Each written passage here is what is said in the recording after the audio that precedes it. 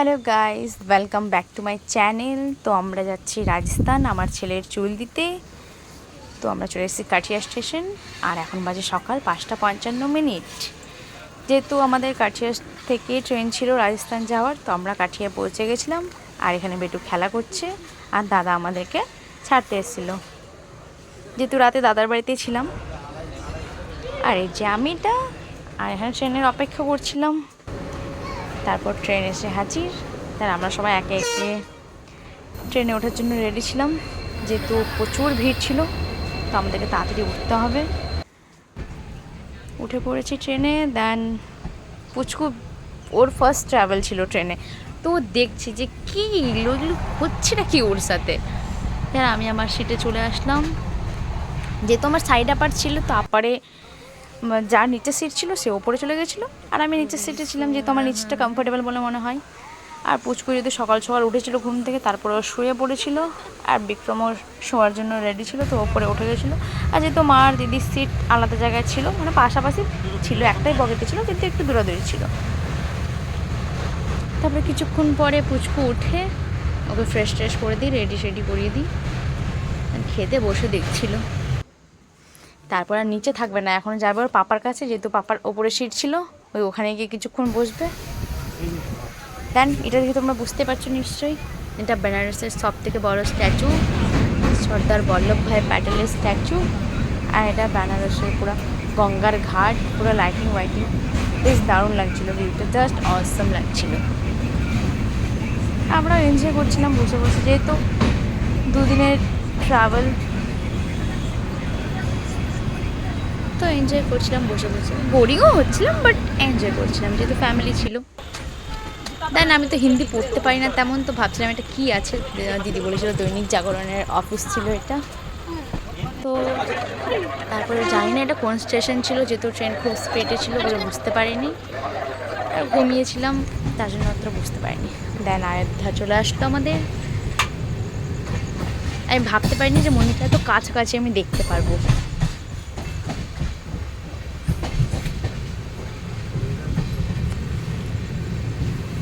চলে আসলো আমাদের অযোধ্যা স্টেশন। জয় শ্রীরাম।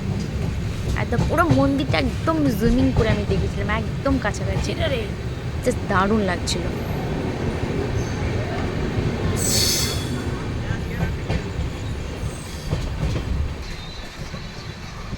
তারপর রাতারাতি আমরা ঘুমিয়ে পড়েছিলাম, তাই সকাল হয়েছে, তাই আমি সকালে সূর্যটা বেশ ক্যাপচার করে নিলাম, বেশ ভালো লাগছিলো। তারপরে বসে আছি, বোরিং হচ্ছি, প্লাস কিছু কিছু ভালো লাগছে। আর ট্রেনে আর কি খাবো, বাড়ি থেকে যেহেতু আমরা খাবার নিয়ে গেছিলাম, তো ট্রেনে বাচ্চা কাচ্চাদের কি চিপস কুরকুরে হলেই হলো।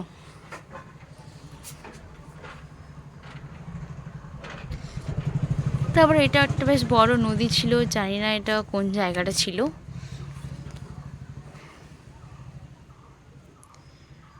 সবসময় তো আর লোকেশন দেখা সম্ভব হয়ে উঠছে না, মনে হচ্ছে যে ভিউ দেখি, কিন্তু সবসময় আর লোকেশন দেখা সম্ভব হয়ে উঠছে না। তারপরে পৌঁছে গেলাম আমরা দিল্লি। যেহেতু আবার গুরগাঁওতে গোলুর আবার আসার কথা ছিল, তো ও এসেছিলো, ও আর ওর হাজব্যান্ড এসেছিলো অবশ্য দেখা করতে, প্লাস পুচকুর জন্য খাবার এনেছিল। যেহেতু ট্রেনের ব্যাপার, আর বাচ্চা কাচ্চার তো একটু মানে ভাত জাতীয় কিছু খাবার লাগবেই, আর পুচকু একটু খিচুড়ি খায়, তো তার জন্য ওকে বলা হয়েছিল আনতে, তো ও এনেছিল। প্লাস ওর সাথে দুধও ক্যারি করেছিল, যেহেতু ট্রেনের মধ্যে তো আর দুধ কোথায় পাওয়া যাবে, তো একটু যদি পাওয়া যেত তো ভালো হতো, তো তার জন্য ওকে বলা হয়েছিল আনতে, তো ওই এনেছিল। ওটা খেয়ে শুয়ে পড়েছিল ডুগ্গু। দেন দিল্লির লালকেল্লা চলে আসলো।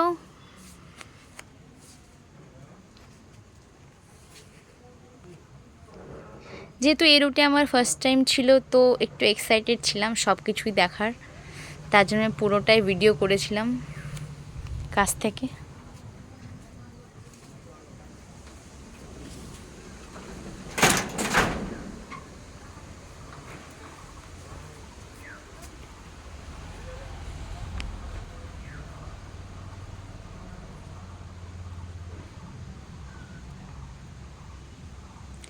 আর এখানে শুনেছিলাম যে ময়ূর দেখা গেলে নাকি খুব ভালো বা আর কিছু, যেহেতু আমরা ময়ূর দেখতে পেয়েছি। আমি 3টে দেখেছিলাম আর দিদিরা বেশ কয়েকটাই দেখেছিল, ওরা প্রায় 6 থেকে 7টা দেখেছিল। আমি খুব একটা বেশি দেখতে পারিনি, যেহেতু আমি নোটিস করে নিই, যেগুলো বড় ছিল আমার সেগুলো আমার চোখে পড়েছিল,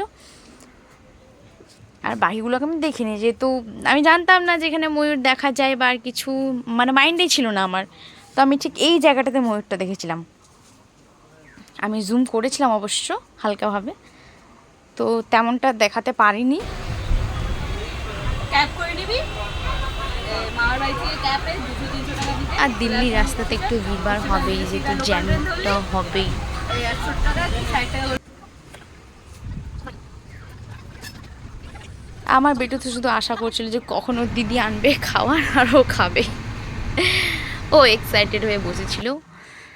না এয়ারপোর্ট চলে আসলো, এরপরে গুরগাঁও আসবে।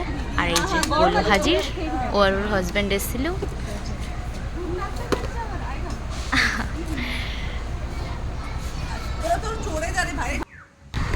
তারপরে আমাদের যেখানে আমাদের গন্তব্যস্থল সেখানে আমরা প্রায় কাছাকাছি পৌঁছে যাই।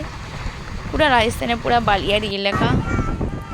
আর এত এক্সাইটেড যে ট্রেনেও বসে বসে এরকম করছে, মানে আমি ভাবি ভয় লাগছে, আমারই ভয় লাগছে ও এরকম করছে, কিন্তু না, ও একদম সেই খুশি, মানে ফার্স্ট টাইম ওর জার্নি তো, তার জন্য ও বেশি এক্সাইটেড সব কিছুতে। দেন আর কিছুটা তারপরে আমরা নেমে পড়বো রতনগড় স্টেশন। নেমে গেছিলাম, কিন্তু আমাদের যেহেতু ট্রেনের অটো ওখানে সেরকম পাওয়া যায় না বলে আমরা একটু তাড়াতাড়ি বেরিয়ে গেছিলাম, বেশি রাত হয়ে গেছিলো আমাদের। তারপরে আমরা পৌঁছে গেছিলাম হাইওয়েতে, হাইওয়ের পাশে যেহেতু সত্যি মাতার মন্দির, তো আমরা পৌঁছে গেছিলাম। এখানে আমরা আগে থেকে অবশ্য জানিয়ে দিয়েছিলাম আমাদেরকে যে আমরা আসছি, তো আমাদের জন্য খাওয়ার পর বানিয়ে রাখতে, তার জন্যে আর আমাদের কোনো হেডেক হয়নি। তারপরে আমরা রুমে পৌঁছে গেলাম, সবাই নিজেদের মতো করে এখন রেস্ট নিচ্ছে। দেন মন্দিরে কালকে যাব, দেখা হচ্ছে তোমাদের সাথে নেক্সট ব্লগে। আপাতত বাই।